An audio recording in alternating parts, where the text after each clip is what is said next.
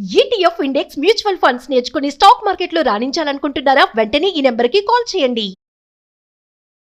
IT job మార్కెట్లో ఏం జరుగుతుంది,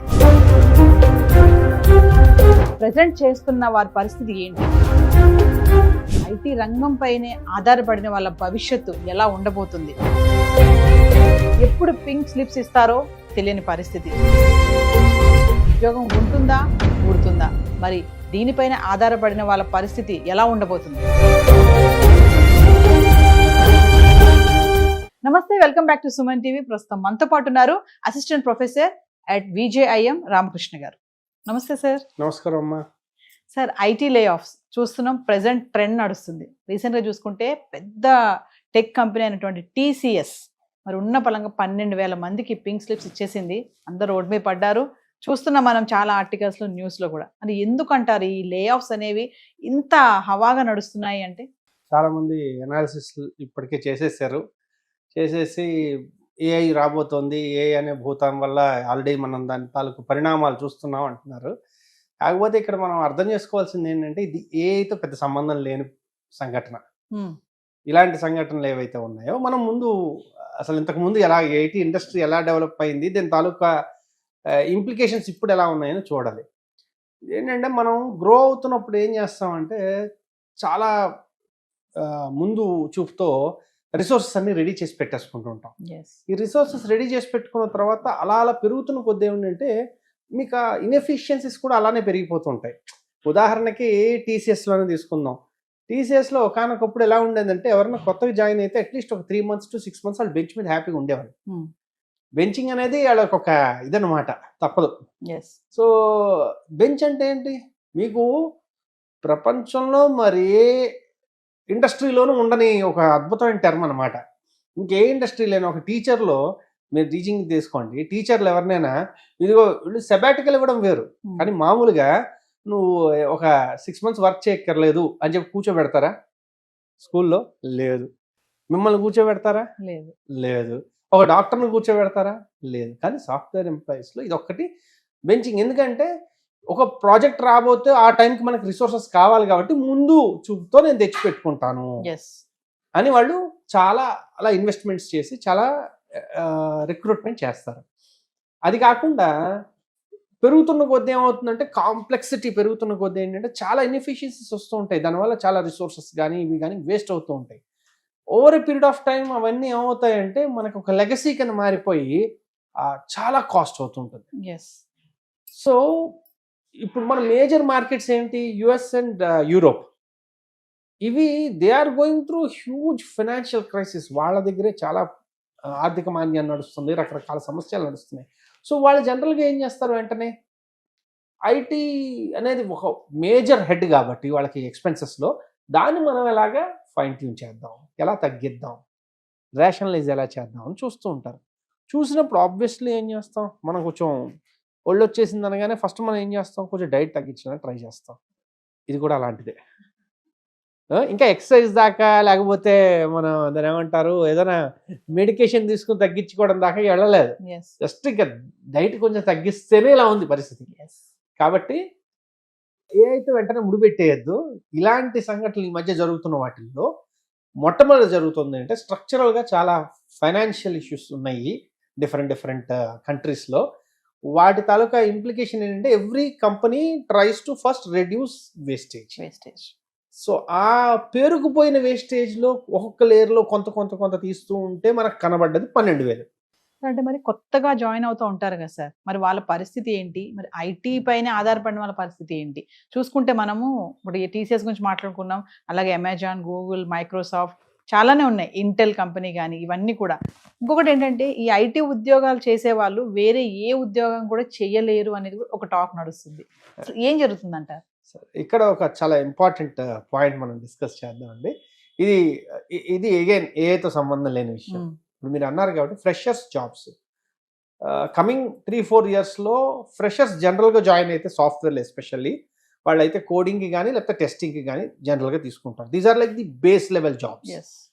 సో ఏఐ అనేది దీన్ని చాలా హాయిగా బ్రేక్ఫాస్ట్కి తినేస్తుంది. ఓకే, సో కోడింగ్ కానీ టెస్టింగ్ కానీ అసలు ఏ లేపేస్తుంది ఈజీగా. ఇంకా ఆల్రెడీ వర్క్ అవుతుంది, కొంతమంది అది స్టార్ట్ చేశారు. కాబట్టి unless they are having skills related to AI, cloud, okay, architecture, full stack development, business process analysis, ఇలాంటి నాలెడ్జ్ బేస్ లేకుండా ఓన్లీ కోడింగ్ మీదో లేకపోతే టెస్టింగ్ మీదో ఎలాగోలాగా నేను నడిపించేస్తాను అనుకోవడం అనేది జరిగే పని కాదు. ఒకటి.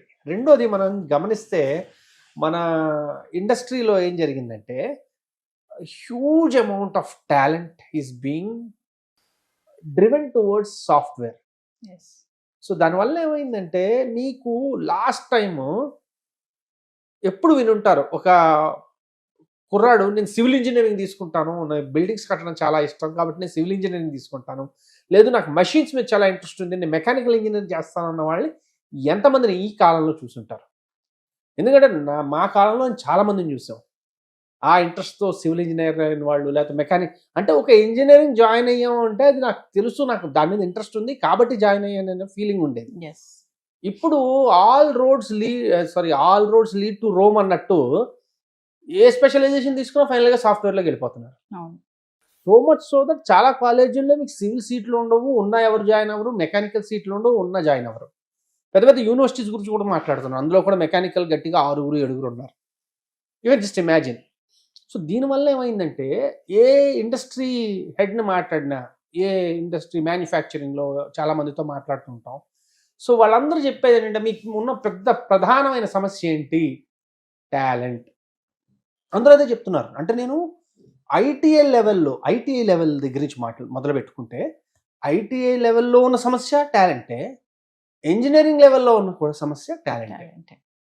కాబట్టి నేనేమంటానంటే AI is like a leveller.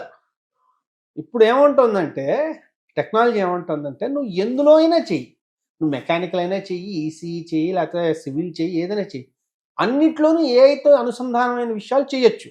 కానీ నువ్వు మాత్రం సాఫ్ట్వేర్ మాత్రం వద్దాం అనుకుంటే మాత్రం సారీ బాబు, అది బస్ ఆల్రెడీ వెళ్ళిపోయింది అనేది ఒక మెసేజ్. ఇది ఇప్పుడే ఇంజనీరింగ్ జాయిన్ అయిన వాళ్ళు కానీ, లేదు ఆల్రెడీ సెకండ్ ఇయర్లో అలా ఉంటూ ఉన్నవాళ్ళు కానీ ఒక్క విషయం తెలుసుకోవాల్సింది ఏంటంటే వాళ్ళ నాలెడ్జ్ ఏదైనా కోర్ బేసిక్ నాలెడ్జ్ ఏదైనా దాన్ని ఏఐకి అనుసంధానం చేస్తూ ఏవైనా నేర్చుకోవచ్చు అన్నది చేయడం కానీ, లేదు ఇందులో స్పెషలైజేషన్స్ కావాలంటే చాలా ఒకటి బాగా గుర్తుంచుకొని ఈ మధ్య జరుగుతున్న ఒక పరిణామాలు తెలుసుకోవాల్సింది ఏంటంటే ఏ స్కిల్ సెట్ ఉన్న వాళ్ళ తాలూకా పే చాలా భయంకరంగా పెరిగిపోతుంది. ఇప్పుడు మెటా మిలియన్స్ ఆఫ్ డాలర్స్ ఇచ్చి ఏఐ ఇంజనీర్స్ని తీసుకుంటాను. అదే సమయంలో మైక్రోసాఫ్ట్లో అనుకుంటా, మైక్రోసాఫ్ట్లోనో గూగుల్లోనో ఏఐ ఎనేబుల్డ్ ఒక యాప్ తయారు చేసిన ఇంజనీర్ ఎవరైతే ఉన్నారో ఆయన్ని తీసేశారు. ఎందుకంటే వాడు తయారు చేసిన దానివల్ల వాడి పని అవసరం లేదు, అయిపోయింది కదా పని. అది అంటే ఇది ఎలా ఉంటుందంటే గుడ్డివాడు కళ్ళు రాగానే ఫస్ట్ పారేసేది వాడి చేతిలో ఉన్న కర్రనే అని, అలాగే ఏఐ రాగానే చేసేది అది జరుగుతుంది. కాబట్టి డిమాండ్ పెరగబోతుంది. ఈవెన్ వరల్డ్ ఎకనామిక్ ఫోరం కూడా ఏం చెప్తోంది, ఫ్యూచర్లో దాదాపు ఒక 16 కోట్లు 15 కోట్ల ఉద్యోగ అవకాశాలు రాబోతున్నాయి ఏఐ ఎనేబుల్డ్ దానిలో. కాబట్టి సాఫ్ట్వేర్ డెవలప్మెంట్ అనేది ఒకటే ఉద్యోగం కాదు. AI has given you an opportunity to pursue anything in anything. మీరు ఏ రంగంలో అయినా ఏఐ అనుసంధానంతో మీరు చేయడానికి అవకాశం ఉంది. అది కాబట్టి ఇది గుర్తుంచుకోవాలి ఎవరు జాయిన్ అవుదాం అనుకున్న వాళ్ళు కానీ జాయిన్ అయిన వాళ్ళు కానీ. సార్ ఏఐతో ఐటీ రంగంలో ఏదైతే ఇప్పుడు ఈ మార్పులు జరుగుతున్నాయో ఇవన్నీ కూడా తాత్కాలికమే అంటారా? అంటే ఏమైనా చేంజెస్ ఇంకా ముందు మనం ఏమైనా చూడబోతామా? ఏంటి అసలు ఇదంతా? అంటే ఇప్పుడు సినిమాల్లో ట్రెండ్ నడుస్తుంది. సినిమా రాబోతుందంటే ఇంతకుముందు ట్రైలర్ వేసేవారు, అంతకుముందు ట్రైలరే స్టార్ట్ అయ్యేది. ఇప్పుడు అది కూడా కాదు, ఇప్పుడు మోషన్ పోస్టర్ అని ఒకటి ఉంటుంది, క్యారెక్టర్ ఇంట్రడక్షన్స్ మోషన్ పోస్టర్స్ అని ఉంటాయి కదా. సో మనం చూస్తుంది కేవలం ఇంకా మోషన్ పోస్టర్ లెవెలే. ఓకే, ఇది ఎలా మారబోతుంది అంటే structurally so much will change that మనం ఇప్పుడు ఊహించుకుని ఇదిగో ఇలా జరగబోతుంది చెప్పడం కూడా కష్టం. కానీ మనం ఉన్న పరిస్థితులను బట్టి నేను చెప్పగలుగుతున్నాం ఏంటయ్యా ఎలా మార్పులు జరగబోతున్నాయో చెప్తా వినండి. మొట్టమొదటిది, మీకు ఇలాగా స్టాండర్డ్గా ఒక ఉద్యోగం ఇంకా అయిపోయింది, లైఫ్ టైం సెటిల్మెంట్ అనేది మర్చిపోవచ్చు. ఎందుకంటే రేపు పొద్దున ఉద్యోగం ఉంటుందో లేదో తెలియదు. First point. Second, most importantly, ఈ టెక్నాలజీ ఏదైతే ఉందో అది ఇంతకుముందు డెమోక్రటిక్ కాదు. అంటే నేను సిఓ, జావావో లేకపోతే ఇంకేదో ఆరకిల్ డేటాబేసెస్ ఇవన్నీ స్ట్రాంగ్గా నేర్చుకుని ఉంటే అప్పుడు అందులోకి వెళ్ళడానికి అవకాశం ఉండేది. అంటే ఒక టికెట్, చాలా హై టికెట్ ఉంది. ఇప్పుడు లో కోడ్ నో కోడ్ అని చెప్పి ఒకటి ఉంది. అంటే కోడింగ్ అవసరం లేదు. నాకు బిజినెస్ ప్రాసెస్ అర్థమయ్యి నా బిజినెస్ ప్రాబ్లం ఏంటో నాకు బాగా తెలుసు అనుకోండి, నేనేం చేయొచ్చు, గట్టిగా 15 రోజులు కూర్చుని ఏఐని అటు ఇటు ఆ లెంప వాయిస్తే అది ఇవ్వాల్సిన అవుట్పుట్లు ఇస్తుంది. ప్లస్ లో కోడ్ నో కోడ్తో నేను నా సొంత యాప్ తయారు చేసుకోవచ్చు. సో ఏమవుతుంది, టెక్నాలజీ డెమోక్రటైజ్ అయినప్పుడు ఏమవుతుందంటే అందరూ దాన్ని వాడచ్చు, అందరూ దాంతో ఏదో రకంగా డెవలప్ అవ్వచ్చు. ఇందువల్ల ఏమైందంటే ఇది కొంతమందికి, అంటే ఓన్లీ ఇంజనీర్స్కే ఇది వర్కౌట్ అవుతుంది లేదు. ప్రాంప్ట్ ఇంజనీరింగ్లో ఇంగ్లీష్ లిటరేచర్ బాగా ఉన్నవాళ్ళు, అంటే చక్కగా కాంప్రహెన్షన్ చేయగలిగిన వాళ్ళకి బెటర్ ఆపర్చునిటీస్ ఉన్నాయి. కాబట్టి ఇది రెండవ మేజర్ చేంజ్ అవ్వబోతుందంటే ఇట్ విల్ బి డెమోక్రటైజ్డ్. విపరీతంగా రకరకాలుగా బిజినెస్ స్టార్ట్ అవుతాయి. ఒకప్పుడు చూడండి, మార్కెట్లో ఒకట్లో ఇద్దరు పెద్ద ప్లేయర్స్ ఉంటారు, మిగిలిన వాళ్ళు చాలా మంది, కొన్ని వేల మంది చిన్న చిన్న ప్లేయర్స్ ఉంటారు. అలా అవ్వబోతోంది. ఎందుకంటే ఏజెంట్స్ తయారు చేసేవాళ్ళు కానీ, లేదంటే ఏజెంట్కి ఏతో చిన్న చిన్న సొల్యూషన్స్ ప్రొవైడ్ చేసేవాళ్ళు కానీ, లేదు అసలు ఎవరికి వాళ్ళుగా సొంతంగా ఏజెంట్లు క్రియేట్ చేసుకుని వాళ్ళకి వాళ్ళు వాడుకునేవాళ్ళు కానీ, అలా విపరీతంగా మార్కెట్ మారబోతోంది.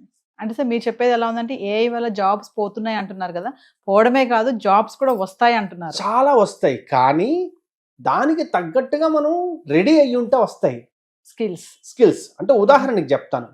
ఇప్పుడు ఒక మీడియా పర్సన్ ఉన్నాడు, మీకు కరెక్ట్గా ఒక ఎగ్జాంపుల్ చెప్పాలంటే, మీడియా పర్సన్ ఉన్నాడంటే ఒక అడ్వర్టైజింగ్లో ఉన్నాం మేము. అడ్వర్టైజింగ్లో ఎలా ఉంటుందంటే మేము తయారు చేసే ప్రతి క్రియేటివ్ నా కన్స్యూమర్ ఎలా చూస్తాడు, ఓకే, ఆయనకి ఎలా అనిపిస్తుంది అనే ఉద్దేశంతో చూస్తాం.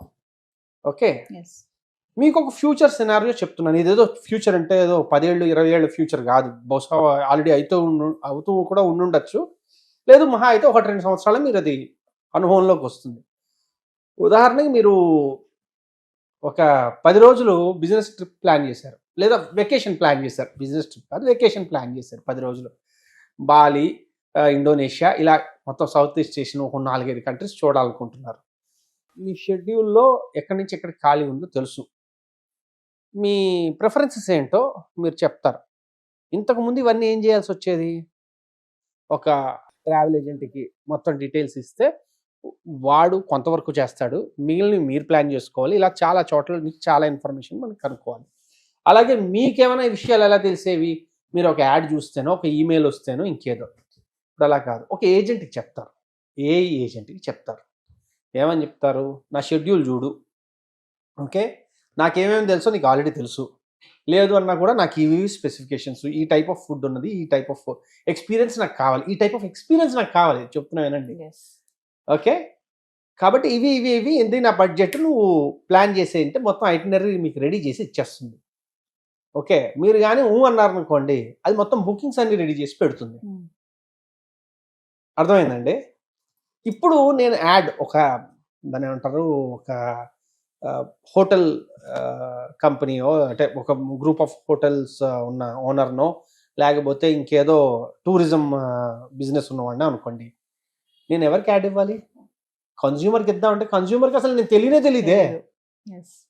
ఏజెంట్స్కి నేను యాడ్ ఇచ్చుకోవాలి. ఏ ఏజెంట్స్ అవి, ఏజెంట్స్ అంటే నా తాలూకా complete advertising strategy, communication strategy మొత్తం మారిపోతుంది. నేను మనుషులతో ఇప్పుడు మాట్లాడాల్సిన అవసరం లేదు, నేను తయారు చేయాల్సింది ఏఐ ప్రోగ్రామ్స్కి ఎలా సూట్ అవుతుంది, అది సెర్చ్ కొడితే నాది పికప్ అవుతుందా లేదా, దానికి తగ్గట్టు ఉండాలి అన్నది నేను ఉండాలి. అంటే చూసారా, అంటే జాబ్ పోలేదు, చూడడానికి ఒక రకంగా ఏంటంటే జాబ్ పోయింది అనిపిస్తుంది, కానీ ఇది రిఫైన్ అవుతుంది. చాలా హై లెవెల్ జాబ్స్ క్రియేట్ అవుతున్నాయి, కొద్దిపాటి హై లెవెల్ జాబ్స్ క్రియేట్ అవుతున్నాయి. బేస్ లెవెల్లో చాలా రకాల జాబ్స్ ఏవైతే ఉంటాయో ఏఐకి సంబంధించిన వాటిల్లో చాలా ఆపర్చునిటీస్ ఉంటాయి. Thank you sir. ఓకే.